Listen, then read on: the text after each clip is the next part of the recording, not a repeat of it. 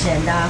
First, attendance new criteria in QCR, right? We have the new criteria, right? We have the sincerity and what's this? Yes. So teacher, please be reminded about what's this additional criteria, which is sincerity. Because I think many teachers again they have low scores in ME5. That means we're not very much sincere with what's this ME. When we say sincere teacher, they also check not only the scoring, also the level of your student, and also your monthly accomplishments, and at the same time PQ to your students. How well you write, how sincere you write, I think that matters. Once you make like, yung daya-daya to your ME, I think yes, you will get like 4. Sincerity is very important.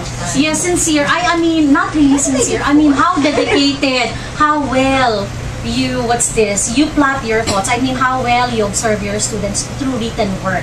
How would they know? They also check teacher. Remember they one by one. Yes, one by one. Next one, LAT, 4-month PIP. So far, teacher, very good because all TS Manila, they pass. All those teachers who committed LAT, who received LAT PIPs, they passed on. No more LAT! Yeah, even including teacher Ira, and for the part-times like Floor and Cake, also they pass. So very good. No LAT PIPs and then no 4-month PIPs. Everybody passed the PIPs. And then, again, teacher additional, we will have, I would like to remind again, yung panibagong memo. And then Miss Mel will be the one to explain. Mel, please help us. Last Tuesday, sirs have informed us about the attendance incentive kung kailan siya mapa-forfeit or masisave. Say for example, tutors, if you are sick and then you are already here in the company, and then say for example, if you decided to go home, so your attendance incentive will be forfeit. You really want to stay and then just to not to forfeit your attendance incentive, you can stay, but all your classes will be monitored by the trainer. And then if the trainer think that your classes are deteriorating because of what you failed, and then you are advised to go home, and still you can receive your attendance incentive 50%. Yes, 50%. You will get 500. 500 na lang. Yes. Yeah, So that's our new policy. bawal magkasakit dito. Hirap naman magkasakit. My friend. But teacher, that's teacher. Okay na po. And then one more thing, teacher. Our classes are being monitored every day. We have 3 advisors, right? So teacher 3. Mean, Miss Mean, Sir James, and then Miss Sir James quit. I mean, he will, if you enter like exactly 5, Yeah, but I mean 5:30, at least teacher, pag na-monitor kayo na, why did you end your class, blah blah blah something. Kasi mag-justify ka pa, no sir, pakikita mo pa yung video mo, I started this time, so blah blah blah blah, ganun pa. So to play safe, start, students sila, ayaw nila ng mahabang oras, so tinanggal nila yung parang 5 minutes, kasi mag-ian tayo sa 19-minute class ng pag-eksaktong 20-minute na. However, yung yung 19-minute na yun, hindi siya katulad ng LAT classes natin na aside from, 25 minutes, you get to study with the student for 19 minutes only. At the same time, only one teacher. Yes. That's only LAT class, madam? Only no first- regular class? No, teacher, I mean, for the regular LAT classes, they will have two teachers, right? First LAT and then second LAT. However, in 19-minute class, only one teacher. So it's critical for you too. Once you were not chosen by the student, yes, because the student actually like probably after the LAT, I was not satisfied, so sorry. Like this one, unlike for the regular LAT classes, at least the student will have a choice, first teacher or the second teacher. So madam, that one will be a criteria then for PIP? PIP again? LAT PIP. Yes, especially if they receive a lot of complaints too. Actually, last night, meron tayong sorry Teacher Laika and Joseph, di ba? Kaya hinili ko yung kasi meron daw na complain doon sa dalawa. Actually, nung na-review ko nga, wala naman ako masyadong nakitang diferensya kasi talagang hindi conversant yung ng bata. Pero kailangan pa rin natin malaman kung bakit may ano ang yung mga reklamo. O ayaw niya talagang lat images din ang gagamitan mo. Pero mind you, teacher, we have some lat classes na hindi gumagamit ng lat images. I mean, not all. After yung personal question, what is your name? Blah, blah, blah, blah. They use icebreakers. Instead ng yung lat classes. Kasi according to Sir Sam before, when we had a meeting, he said, icebreakers can be very good, very good form ng mga questions na mapipilit mo yung bata magsalita. Yes, at the same time, marami siyang visuals. Say, for example, what's your favorite food? So, they can choose. Unlike the images natin na puro text. Why do you think lat is important? Focus tayo sa lat. Why do you think lat classes are important? I think madam, i-ano ko mamaya. Usually, yes. Why do you think if we have like 2 teachers? Kasi makukompare kayo eh. Diba? Makukompare kayo. Especially pag ang ka-pair ninyo, medyo yung medyo matagal na. So, bali, lalo na yung bago, at saka yung mga Pa-veteran ka na. sakit mong magsalita, crazy. Pag veterano pa ng mga senior citizens, tapos dun sa mga young ones. Young pork. Hindi ko yan Last class quality, then customer satisfaction, tapos mag-enroll at the same time magiging regular student. At this point, tayo naman ang mag-bracket. Pag marami ka regular students, marami ka. Yes. And then, after doon, makuha mo yung student, outstanding performance, tapos customer satisfaction. So first, I want to thank the management for always believing in me.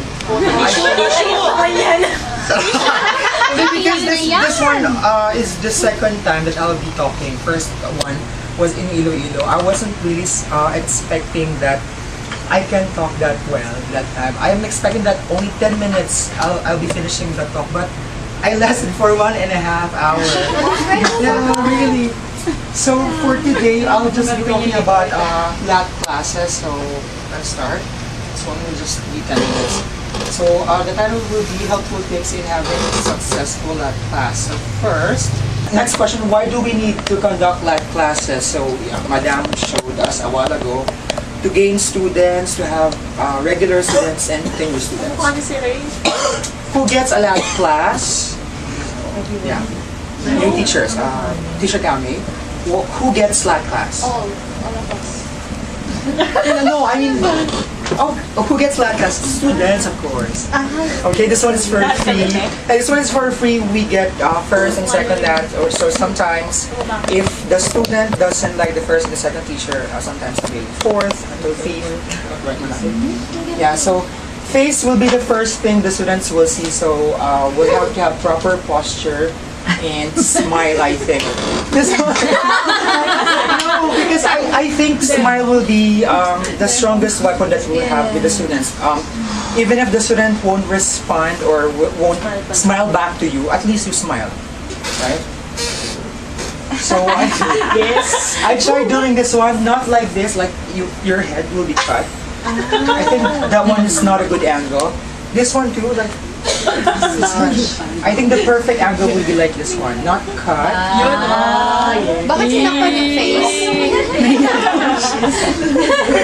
I think this one, yeah, will be the perfect, angle. So when a tutor conducts lat class, he or she should be. This 5, I just considered maybe some of the things that I have. I didn't put it here. I just put, I think, all the critical, how can I say, critical characteristics of a good lat class teacher. So first one should be cheerful and positive. Second one should be competitive. Third one will be ready and contingent. Fourth will be street smart yet sensitive. And the last one will be equipped and flexible. So for the first one, being cheerful and positive. When your lat class teacher is really cheerful and you can see a lot of positivity, it boosts your students' energy. So a big no-no to boring class, I think. So Sometimes I roam around the office and I've been hearing a lot of lat class. I think I would commend Teacher Susie's lat class and Teacher Shane. Yeah, really the energy, not really, I'm sorry for saying this one, but I think the video that Sir Sam showed, like what is your name? Yes. I am like, oh, very good! Or overacting. Masyado. Medyo overacting. Kayo diba? na gusto mo. Yeah, quite, no, I mean, quite overacting kasi, overpraising. That's kasi that before that was a standard in LAT classes. Yeah. Before when we started online, yun yung nakita nilang effective na way. But at least, Kaya nga iba yung not classroom. all. Hindi, dati nga. Ano yun? That was the 6 style years before. ago. 6 years ago. Oh. Okay. So a big no-no for boring class because if the student can sila, my teacher is really boring. No lat class. Second one, be competitive. All tutors must be hungry to have more students. When we do lat class, do your best because stock station is not the market, but you. I think it's a bit, how can I say, a bit... Explain ko na to. No, you can tell yourself that, of course we have 2 lat classes, the first and the second one, right? So, tell yourself if you're doing lat class with a student, like, because the student is mine, it's not going anywhere. It's already mine. Always keep that one in mind. So, yeah. It's not competition in the market, but it's you. Third one, always be ready and contingent. Be prepared. At least 2 to 3 minutes before the classroom, you must be there inside the classroom. Move in a planned and systematic direction. You must be willing to alter plans. You must have plan A and plan B. Because Madam has talked with me regarding Shane's class. I was there. I was listening with Sir Sam and Sir. I mean Madam Rich. Shane's class. I don't know. Yeah, versus Shami. I'll be injecting my class too. There was a time that I had a lat class. He was already like 7. I think Floor can still. Joshua. He was just 7, but the lat material I used was for 8 to 12 because really the student's level is so high. So I already input lat class material for 7 years old, but I changed quickly, immediately, because the student is really high level. So always be contingent, always have plan A and plan B. Okay, but of course, if the student is already 8 to 12, but he or she cannot do that one, you can do lower level, yeah, like 4 to 7. So for lat classes, for these questions, I think the asking of questions should be smooth. It's not like, okay, can you tell me about yourself? Teacher, okay, how about your family? Not survey. Yeah, like not like survey type. What are your hobbies? Then where do you live? Yeah, Parang hindi ka- the transition of questions, it's really, I think, awful to see, diba? I think make the asking of questions smoother. Like, your school, for example, tell me about your school. Teacher, I go to this one. Really? How about your school? Do you have a lot of friends? Can you see the transition of asking questions? Yeah, make it Connect, smoother. yeah. Yeah, connecting. Not just yourself, your family, your mom. Not like that. Make it smoother. Natural. Yeah, be not like casual talking. And please, at the first time the student will come inside the classroom, tell the student that this one will be just like a casual talk, not really like a quiz or test, because they will be pressured. Like, I will just ask you questions and do as best as you can, like that. So you must be street smart yet sensitive. You must know what you teach. So, dati pa sa akin na itinaturo to, ayaw ng mga managers na magmukha kang tanga pag nasa loob ka na ng classroom. Kasi it will be very obvious sa mga managers natin sa students na, alam ba ni teacher yung ginagawa niya? Yeah. So, blowing up a little bomb with a completely innocent face can be very helpful. I think this one will be very helpful because the students, but I think sometimes even if you're like street smart, it tends to be intimidating to the student. Like, I think teacher is so good for me. Like that, but don't make them feel like that. Like, you boost their confidence. Like, okay, you talk. You can say like this. You can say like that. You let them speak, but help them, guide them. Huwag magdunong-dunungan. Parang ganun. Our culture is different from theirs, so there are things that are okay to us, but for them it's not. Huwag ipilit yung mga hindi natin alam at yung mga meron sila na wala tayo, huwag ipilit. Be equipped and flexible. Versatility is vital, I think. Not all students the same level. Each student has their own uniqueness. Wit can help be the main actor of your own movie, I think. So questions, let's have how can I say, dynamic. Do you know the Yeah, how do you teach this one? Do you know the alphabet 4 to 7? Teacher Paris, how do you teach this one? Do you know the alphabet? This part. Well, I haven't experienced. No, 4 to 7. Ralph, 4 to 7. Well, I simply ask the student if he or she knows how to sing the alphabet. Singing. I think that would be very effective. A, B, C, D, E, F, G. I even heard teachers I think sing that's San universal. Filipino.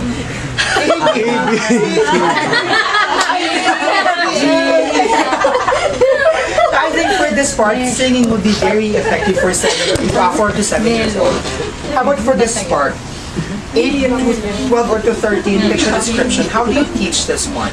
Teacher Arlen, I'll just ask them to pick one. pick one. Why only pick one?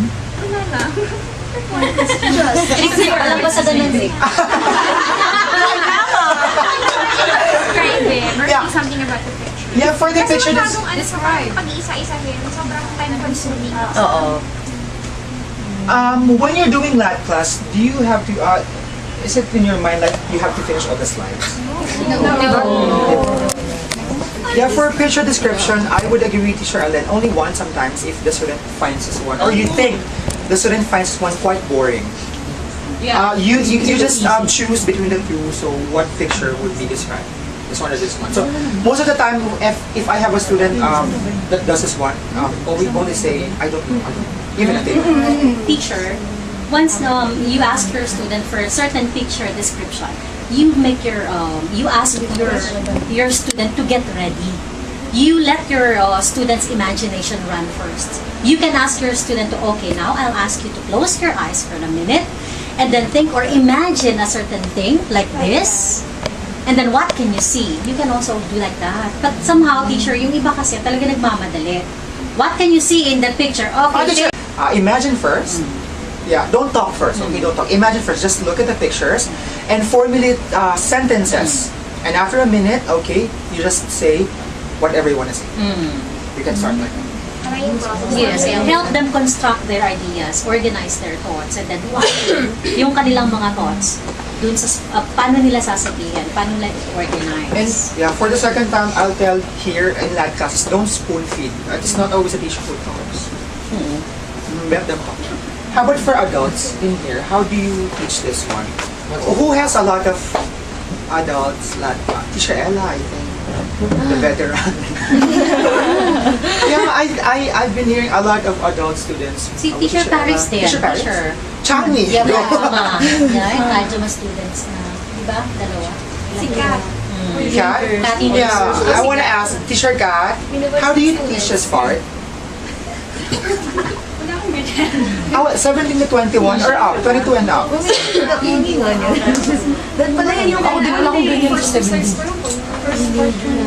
Yeah, sometimes just the first part will be just effective for the 25 minutes, right? So sometimes we can't, we don't, so let's see how good teacher Hindi in mo that lang classes. asukal. No, it's not asukal. That's asukal. Lisuman. The teacher of Teacher Louie. the teacher Only eight. This one, just pick one paper. Just pick one paper, and then this one will be like the one that you see in the admin page of your lab class. Give me the perfect book that you can recommend. The paper has name, level, and description. Okay. And give me the perfect book. But of course, for other students, it will be, I think this one is better, or something like that. Just give your best. Only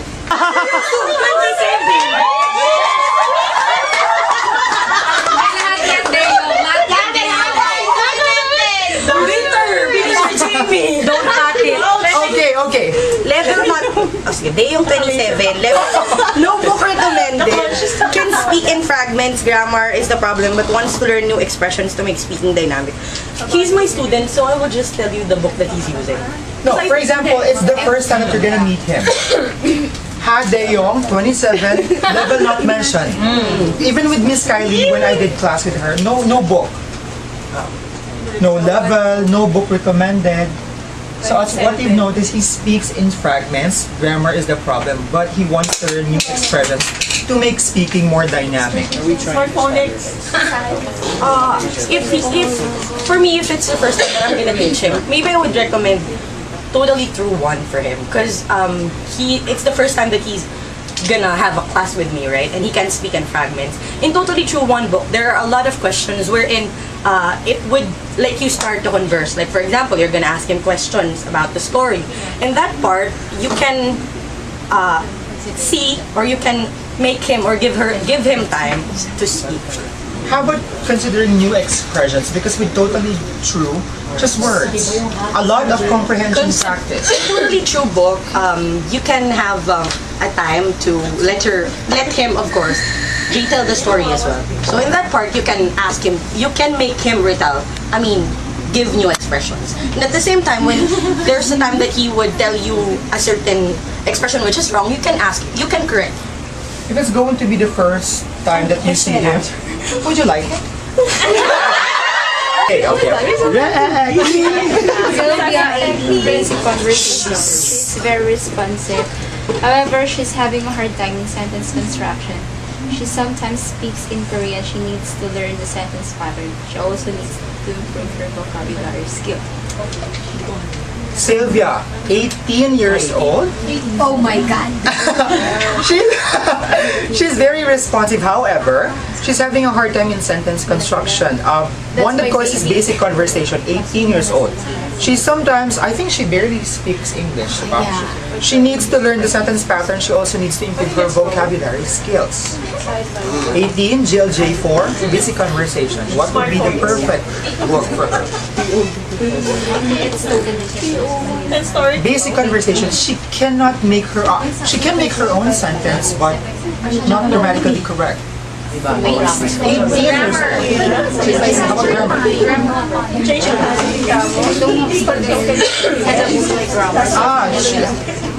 I think sometimes Madam teachers have specialties.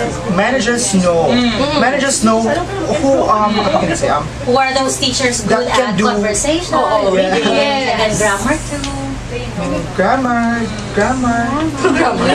Grammar. Let's go books for my students.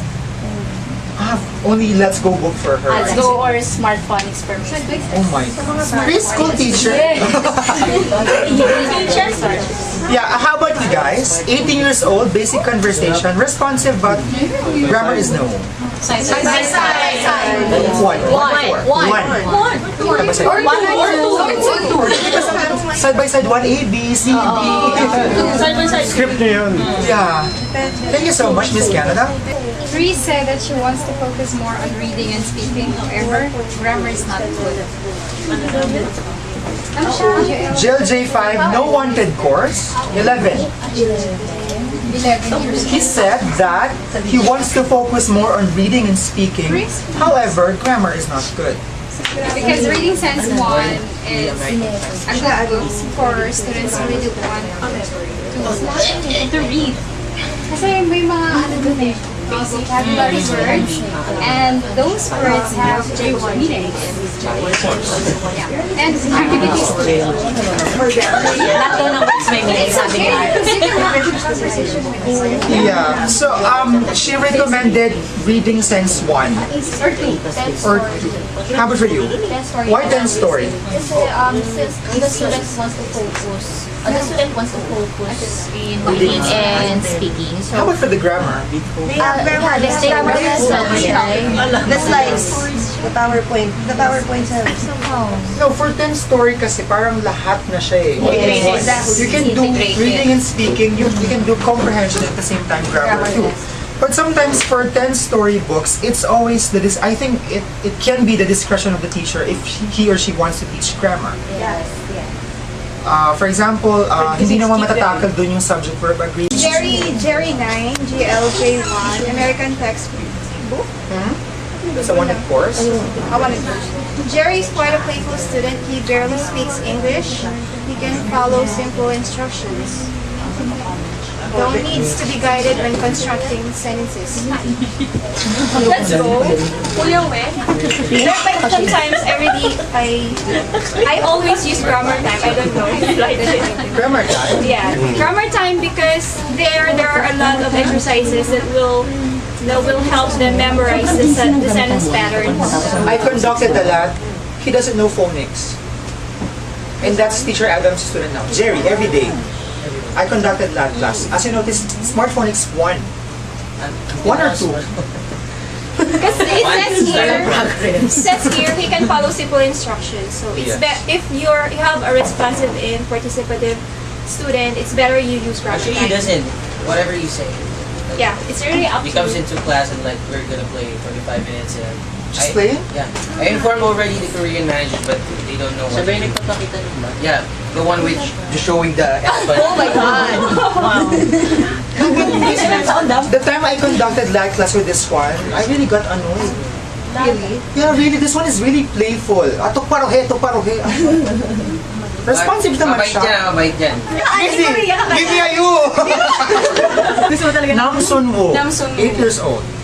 Sunwoo is a nice boy. He is very shy at first, but he participated well in class. He can express himself in a simple manner. He is a fast learner and he can easily follow instructions. Story speaking, J3. J3. Korea talaga. Story speaking can be 10 story. And time's up.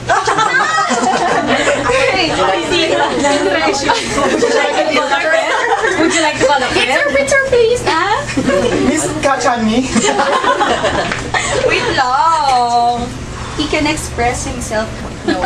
Story L. Yeah, kasi itong student na to, very safe. Yung nakita ko sa pinaka-admin page ng lahat niya, very safe yung pagkaka-describe sa kasi Sunwoo. Very nice boy, very shy at first, but he participated well in class yun sa kanya. So, anong book niya na ngayon? We're using Treasures. I think he struggled at first, so I couldn't remember what his first book was. But now we're using Treasures. Yan si Susie. Treasures Nakita mo siya sa 2.2. Diba? 2.1. 2.1. You can start with 2.1 kasi yung pinakamadali. That's the easiest. Same level lang naman Yeah. Belita, 9 years old, GLJ2, story speaking. Belita was a shy little girl. She takes a lot of time before she answers teacher. Her reading skills are still slow. She also needs improvement with her pronunciation skills. She knows phonics but doesn't know how to answer basic questions. As in, ewan ko kung bakit GLJ2 nilagay dyan, but I think talagang super beginner siya nung nag-start siya ng talk station. 2 years na siya dito. Ano na siya? Anong book niya na ngayon? TOEFL? Secret. Mahirap. Side by side 4. Ano ba? Pwede. Stop. Express yourself. Halos lahat ng ano dito na nilagay. Talagang hindi. Wala na kayong I think that's Yeah, but the problem with Belita, very playful siya. Talk lang siya ng talk. Ang dami niyang gestures. Super, yeah. So I think TLO then has told me na we can use the book Module for Kids. I don't know that. You don't know that yet? Pictures, kasi lahat basic lahat. Toys, introduction, shapes, colors. Yeah, by category. So thank you. Yeah, module for kids. Check it out. Okay, Joseph is very charming. He always smiles. So it's not really hard for me to teach him. Even though most of the time he only answers in fragments and even in Korean. So I think a perfect book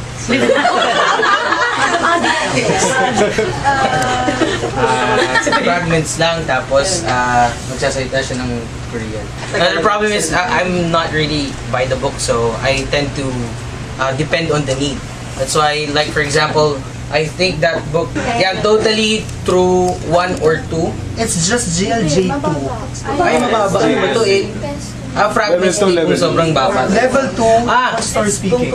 Ano yan? Yung reading sense. O kaya yung may bago ako na discovering book eh. Yung ano ba yun? Kung explain eh. Explore reading nga.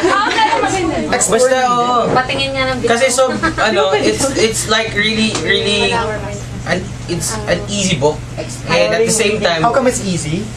because the words are like really easy and like, yeah. Similar to what book? Stories. Reading sense. Oh, yan mga Reading sense. reading sense. Oh, yeah, it's really perfect because yung questions niya super easy. Super easy and at the same time may makikita kasing highlighted words dyan eh. Tapos, di ba, kasi wala siya katulad sa American textbook, may mga words dito. Tapos, do you know this word? I-explain mo yung vocabs. Diyan, parang nandyan yung highlighted words. Tapos, you can ask him to, like, make a sentence. Pero dahil nga, fragments lang. Ayun, kasi pa ang isa pa pala, every month kasi tinitesting ko ulit yung student. Parang pagka kunyari nagsimula siya sa akin ng ganyan, at the end of the month bago mag-ME maglalat uli kami. Ilalat ko siya pero parang ina-assess ko siya kung siya yung improvement niya. Madam, what I like about teachers now, they take the initiative like to change the book if the teacher thinks that I think this book is not appropriate anymore. We take the initiative na I think from like 10 story L3, L4 masyado nang mataas yung level, di ba, parang yung agwat, di ba, ang layo. So change ko sa into reading sense or totally through natutuwa sa mga teachers kasi hindi tayo basta nag-aano sa manager na ano na gagawin namin book. No. Kasi yung factor doon kasi we know what our student needs. Kasi tayo nasa battlefield yung mga managers naman they're like, pero tayo yung nakaka-feel na nakakaburaot na ito, hindi pa rin marunong magbasa. So like, kunyari si Jerry, perfect example, kasi 5 months kami nag-smart phonics, tapos pati yung alphabet, lahat ng article para matuto siya magbasa, ginamit ko. Ubus ko lahat yun. Yeah. And then after that, he still doesn't know how to read. That's why what I did was until now phonics. Yeah, he knows. Just get words from the internet na that are easy to read, I think. Yeah, he knows how to read. Sorry, natuto pala siya magbasa, no? But the problem is he doesn't want to study. Now, what will you do if your student doesn't want to study no matter how hard you try, right? Exactly, that's the student. Yeah, Jerry. Pagkapasok sa classroom, hello teacher.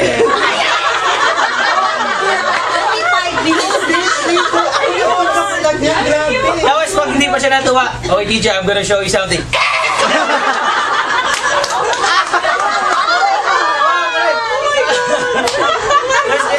Yeah, that's the question. What will you do if your student is like that? I mean, I'm gonna kill myself. Yeah, exactly. I beat him, join him. Yeah. Sometimes I do. In a more serious side kasi, our goal is to teach the student, right? Our goal is to teach the student, and the parents are expecting their kids to learn, right? But what will you do if the student doesn't want to learn? That's the question I want you guys to answer because I don't know how to. I've been dealing with Jerry for a lot of time na. Siguro mga 8 months. pero I don't want you guys to like think Jerry is a bad kid. He's very like playful and that's the reason why I love that student because I see myself in him. Actually, my girlfriend Ang haba na, hindi. Pero...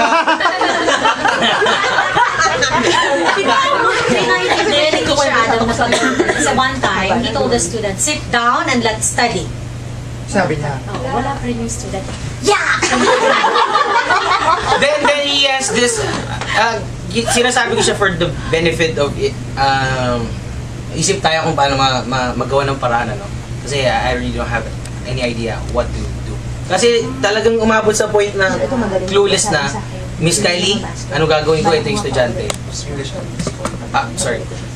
Yeah, I was really clueless and I told the manager that I don't know what to do, and then the manager said, okay, I'm gonna talk to the parents. And then the parents came into the room and then like sit down, and then the student surprisingly knows how to read very well and knows how to answer very well. That's like, so I don't know what to do. How about now?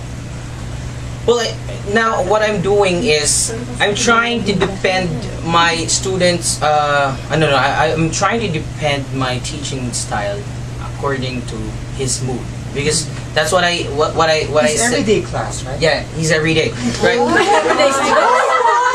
7 KD and yeah. Dito ba yun? Mga 7 KD. And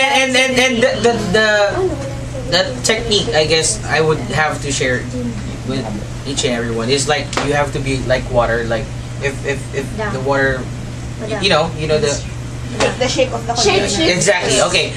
Yun, depending on the need, depend on the mood. Like for example, my student doesn't want to study today because he's sad. I go to the book that yung module for kids, and then feelings.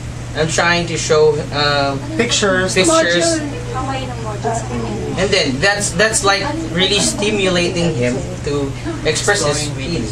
Yeah, I think Adam is handling his well. I mean, he's been with you for 7 months, 8 months. So I think yeah, right. The parents are not asking to change teacher, or the managers are not requesting to change teacher. So I think he's handling well. Yeah, I think so. Teacher, dinadala ni Adam yung pakikisama. Yes. Paano siya magsama. If you want to, how to teach pronunciation, he has a lot of materials. Teacher Adam, he's very good at teaching pronunciation. Very good. Yeah. Passport ka mo. Go! It's Chloe, GLJ2 story speaking. It's Chloe has to be guided in making basic simple sentences and also in reading. Her mom was with her during the last to guide her. Well, E for that evaluation. So I guess the best thing to do with this kind of student is to like Quit. Yeah, change teacher. I recommend teacher Maggie. That would be probably the best thing to recommend the student. Like why don't you pick teacher Maggie because. Okay, so kidding aside, actually haven't this kind of situation yet, but the thing is, it should be like, for me, this would be like 10-story PO. How about it? You started PO? I think compared to PO and L1, L1 is easier. Yeah. Winter tree.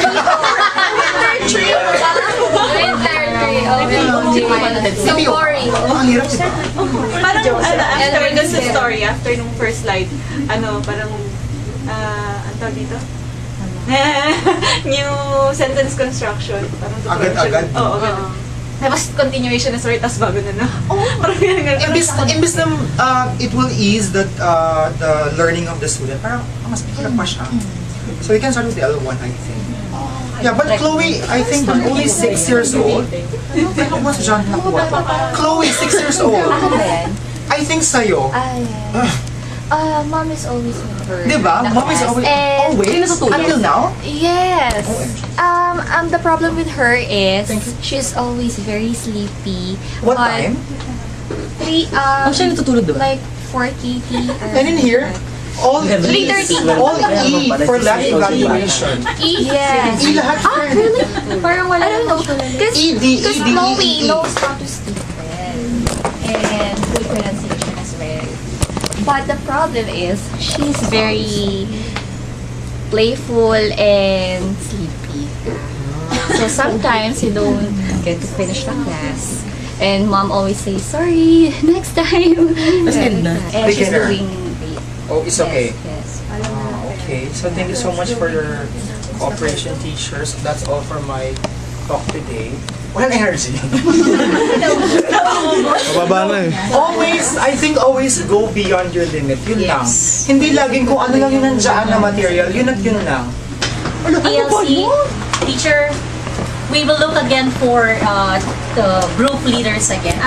Group leaders. Teachers Leaders Club. Teachers Leaders Club. After Members. Members. So after 6 months, that would be like April. October, November, December, January, March, March, April.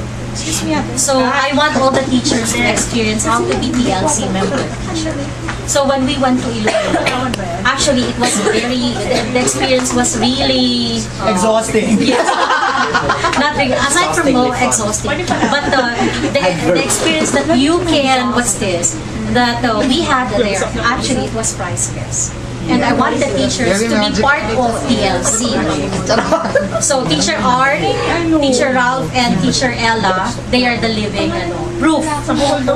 Yes, and the next time we will choose again, according to the managers, we will choose another venue for the next TLC. If Teacher Ralph, Art, and Ella will still hold the title TLC members. So, yes, but I want all the teachers to experience the same. And then this is the proof.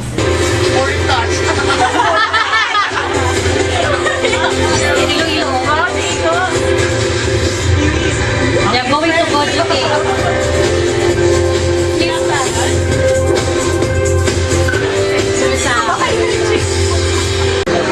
let's go to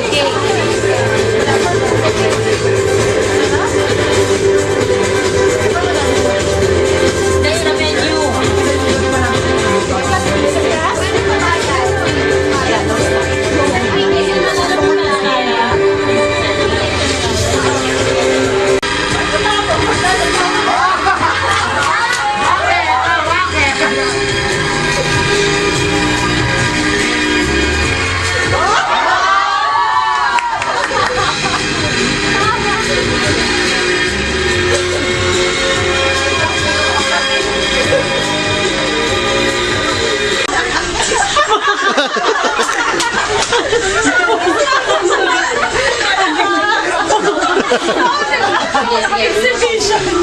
Ayaw palabas na si Hindi ko yan alam.